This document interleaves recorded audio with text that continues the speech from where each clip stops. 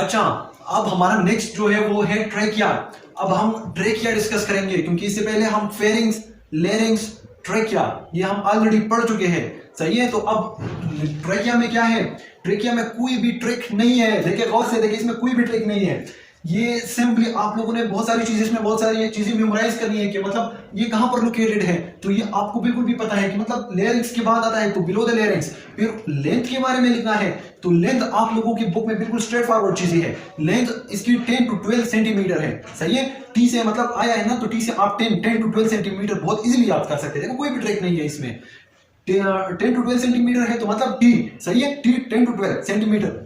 अच्छा, अब इसकी जो विड्थ है, मतलब एक तो इस तरह लेंथ है, अब इसका विड्थ है कि मतलब ये कितना इसका विड्थ बन रहा है, तो वो है 2 सेंटीमीटर। मतलब अगर ये गौर देखें ना तो इन दोनों के दरमियान भी 2 सेंटीमीटर ही का फर्क है। तो मतलब बहुत इजी है, इसमें कोई भी ट्रिक नहीं है। लेंथ और विड्थ आप लोग बहुत इजी याद कर सकते हैं। 10 to 12 सेंटीमीटर, फिर 2 सेंटीमीटर।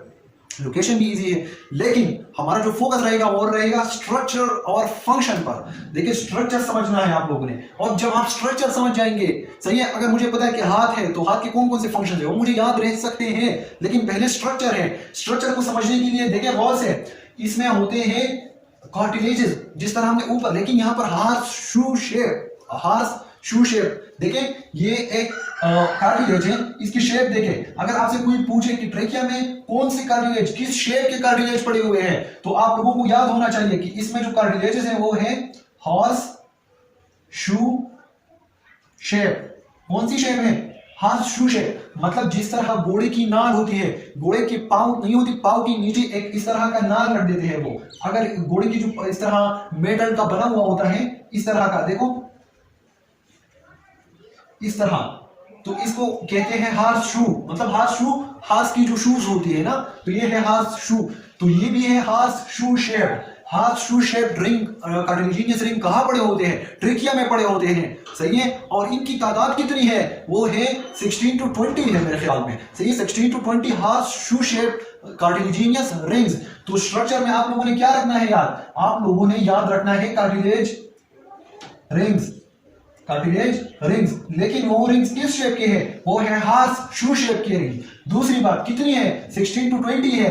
और तीसरी बात ये देखें, ये बंदा जो है, अगर मैं इस तरह खड़ा रहूंगा तो जो ये कार्टिलेजिनियस रिंग है ये इस तरह पड़े होते हैं। बैक के साइड पर इसका जो वो एरिया आ रहा है जो कि इनकम्प्लीट है।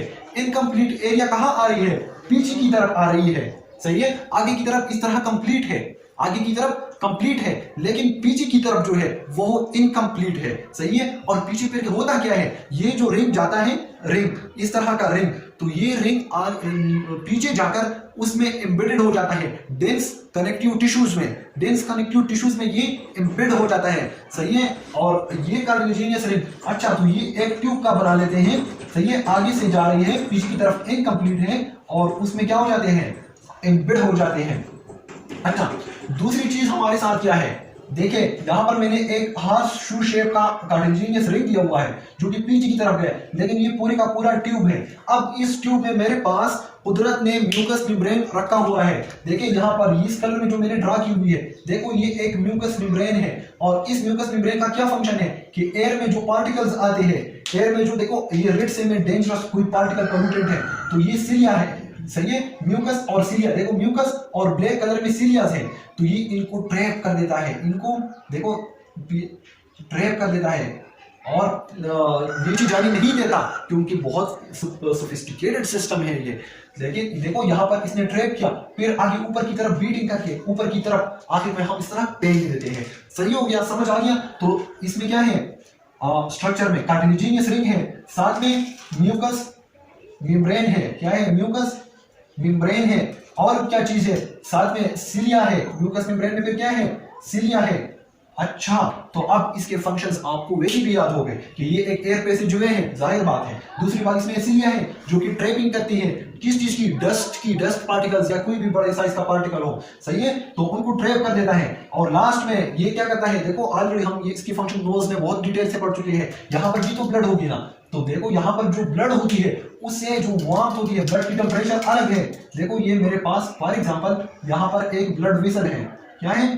ब्लड वेसल है। देखो इसमें वो। अच्छा, तो इस ब्लड की टेम्परेचर ज्यादा है तो हमने बता दिया है ना कि अगर एक चीज की टेम्परेचर ज्यादा है और इसको मैं एक कूल्ड चीज के साथ लगाऊं तो टेम्परेचर हाई से लोअर में जाएगा। थर्मोडायनामिक्स में आपने पढ़ा होगा। तो ये क्या कर देता है, यहां से एयर जो सॉरी हीट जो है, हीट एनर्जी कहां किस चीज को दे दी जाती है, एयर को, और एयर हो जाती है वार्मथ। तो देखो स्ट्रक्चर भी आपको समझ आ गया, देखो स्ट्रक्चर समझ आ गया तो आपको फंक्शन भी बहुत इजी है। ट्रिकिया में कोई भी ट्रिक नहीं है। टी से स्टार्ट होता है तो 10 to 12 सेंटीमीटर है, 10 to 12 सेंटीमीटर है, दो का डिफरेंस है 2 सेंटीमीटर। इसका विड्थ आप लोगों ने याद रखना, ये याद करने के लिए मैं ट्रिक्स बता रहा हूं। बिलो द लेरिंग्स पड़ा हुआ होता है, इसके स्ट्रक्चर में क्या है, कार्टिलेजिनियस रिंग है। अच्छा, किस टाइप के है, वो है हार्स शू शेप के। उसका जो डेफिसिट है, मतलब जो ओपन वो होता है, इनकम्प्लीटनेस है, वो आगे की तरफ है या पीछे की तरफ, वो पीछे की तरफ है। सही हो गया। इसमें म्यूकस मेम्ब्रेन है, जो कि मतलब मॉइस्चराइजिंग फंक्शन भी कर सकता है। देखो मॉइस्चराइजिंग फंक्शन भी कर सकता है, म्यूकस है तो म्यूकस तो मॉइस्चराइजिंग भी कर सकते हो, एयर की मॉइस्चराइजिंग भी यहाँ हो सकती है। साथ में सीलिया है तो सीलिया ट्रैपिंग कर सकते हैं, फिर बीटिंग करके। अच्छा, तो ये सब इसके फंक्शंस हो गए, बहुत इजी है और बहुत